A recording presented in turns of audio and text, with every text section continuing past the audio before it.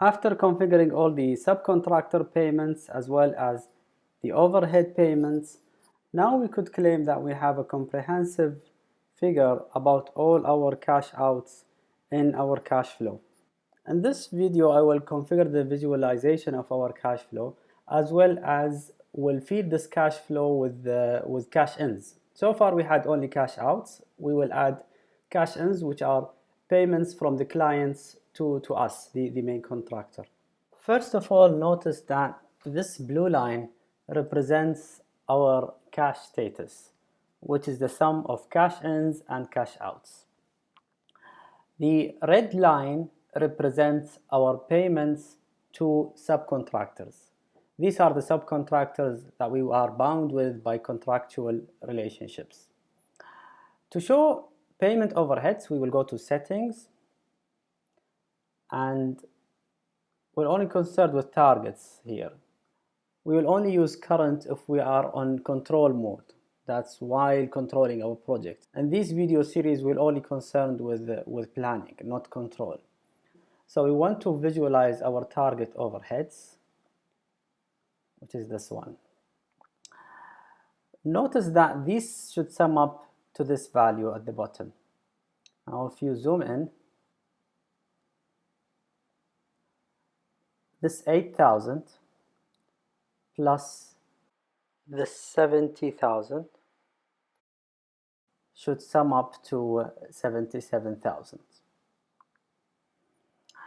So far we do not have any cash ins. That's why our cash flow is negative. The way we add cash ins or payments made to us by the clients is through here. Go to project, income events, and from this window we could add cash ins. We will need to first set an income target. This target is usually our bidding price, and the bidding price is usually set by the means of covering all cost expenses and also putting in mind that we need to secure a profit margin. And since the expenses or the payments that we have to make in this project is around 76,000, to secure a profit margin of 14,000, we will need to have project target income of 90,000 dirhams. And we'll remove the payment delay.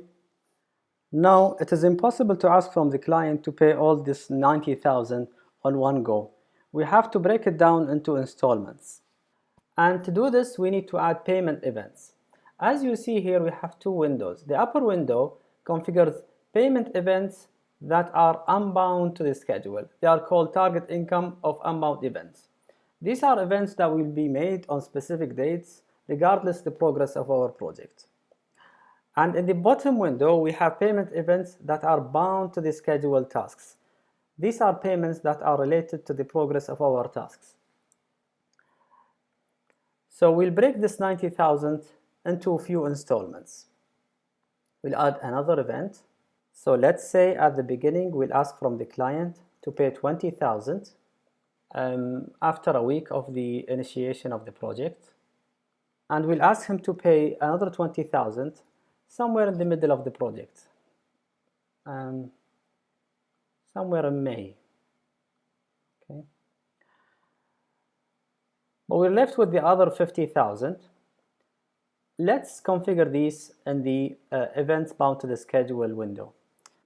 So let's say that we will have a target income of 10,000 after finishing the slab on grade formwork, and another 10,000 after finishing the mechanical pipe, and 20,000 after pouring the slab on grade, and 10,000 after finishing the columns formwork. Okay, click OK. And you could see now that the cash ins have been visualized by this green line. I'll put back the overheads since they disappeared for some reason. So now, really what we are concerned about from all this diagram is this blue line. We want to make sure that this blue line, the cash flow, doesn't go below zero. Otherwise, we may need to ask for a loan, or in worst scenario, we may go bankrupt. So it is your duty as a planner to make sure that your project's cash doesn't go below zero. And also, it is your duty to make sure that this cash flow is as smooth as possible.